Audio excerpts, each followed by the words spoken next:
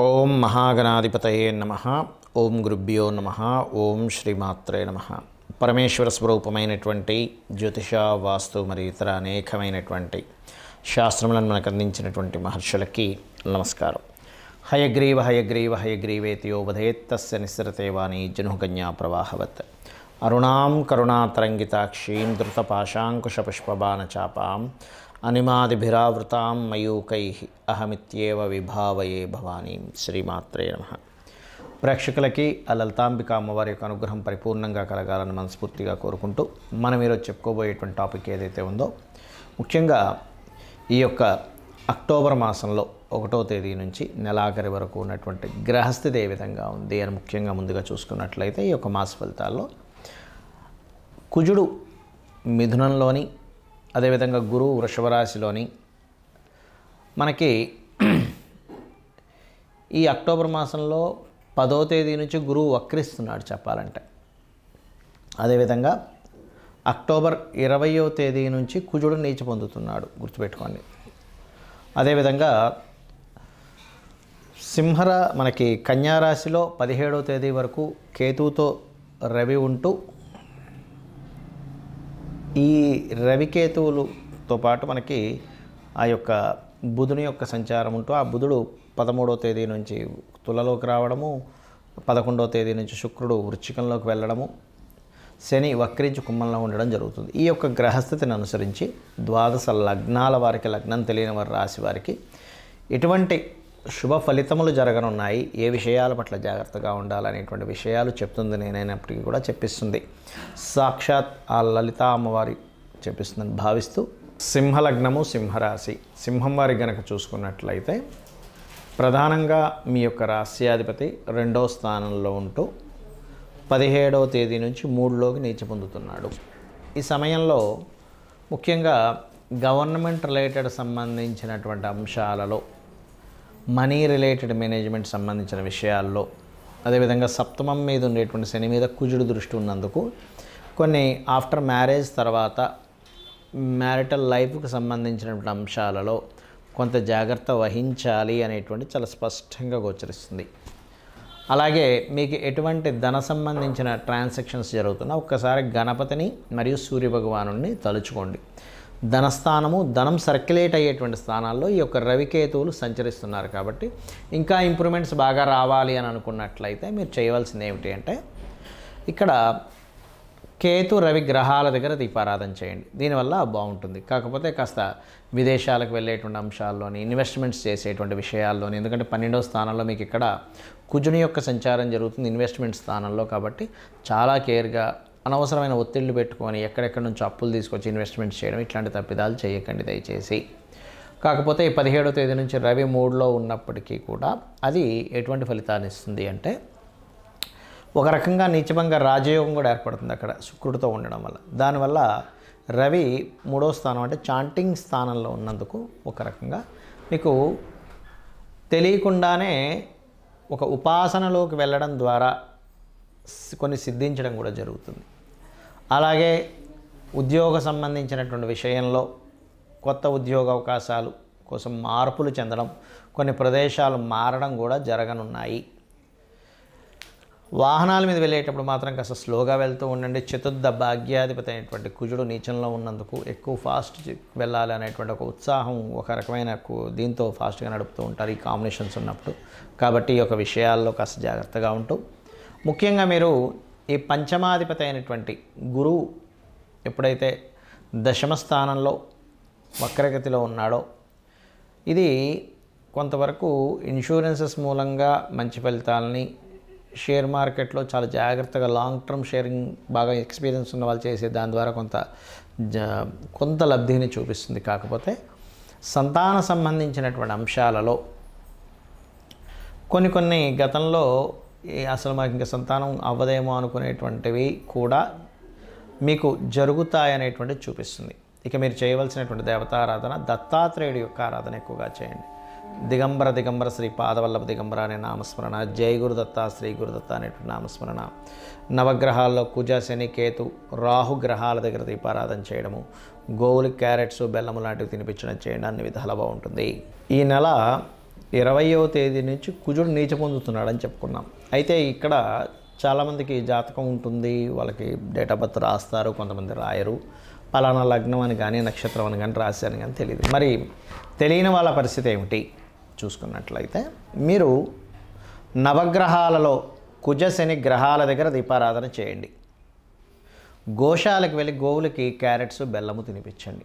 ఎందుకంటే మీ యొక్క జన్మజాతకంలో గనక కుజశనుల యొక్క సంబంధం ఉంది అంటే ఎలాగా, కుజశనులు కలిసి ఉండడం కానీ, కుజుడు రాశుల్లో శని, శని రాశుల్లో కుజుడు పరివర్తనా యోగం ఉండడం కానీ, లేనట్లయితే ఒకే రాశి సంబంధం అంటారు. అంటే చూడ్డానికి అవి వేరువేరు రాశుల్లో ఉన్నట్టున్న ఏకరాశి సంబంధం అంటే ఎలాగా, సింహము కర్కాటకంలో ఉన్న, లేదా మనకి మిథునము కన్యా రాశుల్లో ఉన్న ఈ 2 బుధరాశులే. అదేవిధంగా శుక్రరాశుల్లో ఒక్కోసారి తులలో ఉంటే కుజుడు శని వచ్చి మీ జన్మజాతకంలో వృషభంలో ఉంటాడు, లేదా వృశ్చికం మేషము, ధనస్సు మీనము, మకరము కుంభము ఇలా ఉన్నా కూడా కనెక్టివిటీ ఏర్పరచుకుంటాయి. అలా మీ జన్మజాతకంలో ఉన్నప్పుడు ఇలా గోచారంలో ఈ యొక్క కుజశనులు కనెక్టివిటీ ఉన్నప్పుడు మీకు ఏదైనా కుజుడి యొక్క మహాదశ కానీ శని యొక్క మహాదశ కానీ నడుస్తున్నప్పుడు అది వివాదాలకు దారితీస్తుంది. కాబట్టి వాటికి కొంచెం దూరంగా ఉండండి.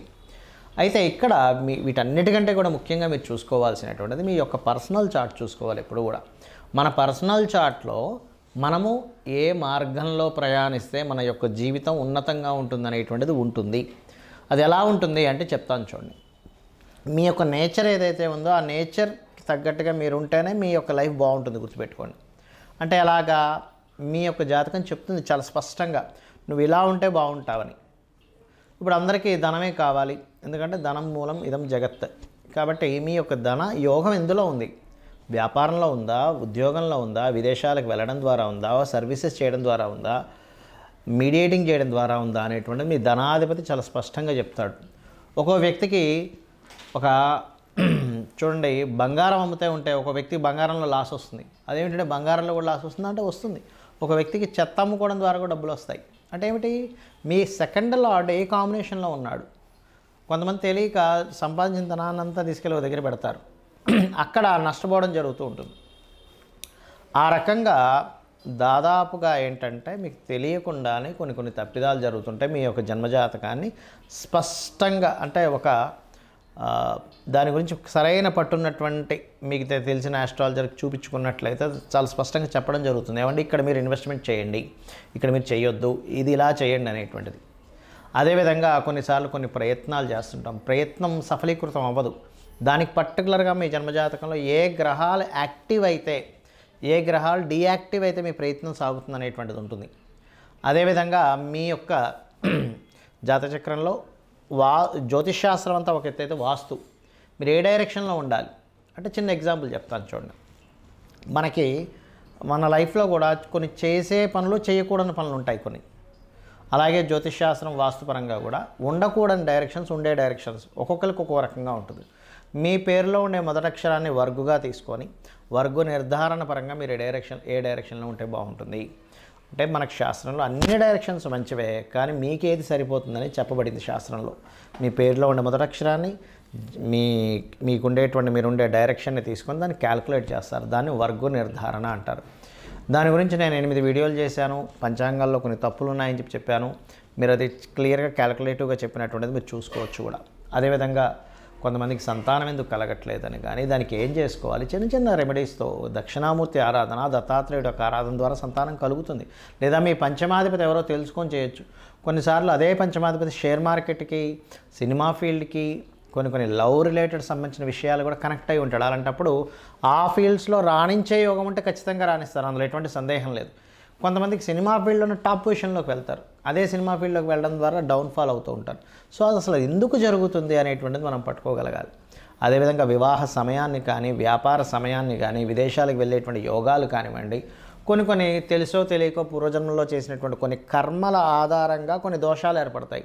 అంత మాత్రం చేత ఏదో దోషం ఉంది, నా జీవితం ఇంక ఇక్కడ అయిపోయింది, ఏలినాడు శని నడుస్తుంది కాబట్టి ఏదో అయిపోయింది, సర్పదోషం నడుస్తుంది కాబట్టి ఇంక నా జీవితం అయిపోయింది అనడానికి లేదు. అలా ఎక్కడా కూడా శాస్త్రంలో చెప్పలేదు అంటారు నేను.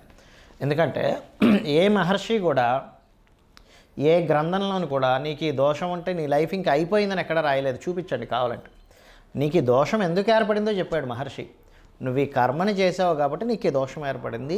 ఈ యొక్క దోషాన్ని కర్మ విపాకము అనేటువంటి గ్రంథంలో దీన్ని ఎలా తీర్చుకోవాలి, నువ్వు కొన్ని మంచి పనులు చేసుకుంటూ అమ్మవారి పాదాలు పట్టుకుంటూ లేనట్లయితే దానికి సంబంధించిన ఒక నామాన్ని జపం చేస్తూ దానమిస్తూ లేదా కొన్ని దేవతా సంబంధించినటువంటి కొన్ని హోమాలో యజ్ఞాలో లేకపోతే కొన్ని కార్యక్రమాలు పేదవాళ్ళకి సహాయం చేస్తున్నావు, గోష్ఠసేవ చేసుకుంటూనో నువ్వు బయటపడొచ్చు అని చెప్పారు. కానీ నా జీవితం ఇంతే, నాకు ఈ సర్పదోషం ఉంది కాబట్టి నా జీవితం ఇంతే, నాకు ఏలినాడ్సని నడుస్తుంది కాబట్టి ఇంకేమీ కలిసి రాదు, ఇంట్లో కూర్చోవాలనేటువంటిది ఏ మహర్షి ఎక్కడా చెప్పలేదు. ఇది ఫస్ట్ గుర్తుపెట్టుకోండి. ఎందుకంటే జ్యోతిష్శాస్త్రం అనేటువంటిది వెలుగుని చూపించే, జ్యోతి అంటే వెలుగు. అంతేగాని ఇంకా నా జీవితం ఇంతే అనుకోవడానికి జ్యోతిష్శాస్త్రం చూసుకోవాల్సిన అవసరమే లేదు. జ్యోతిష్యం కానీ వాస్తు కానీ మన యొక్క ఉన్నతి కోసం ఉన్నటువంటివి.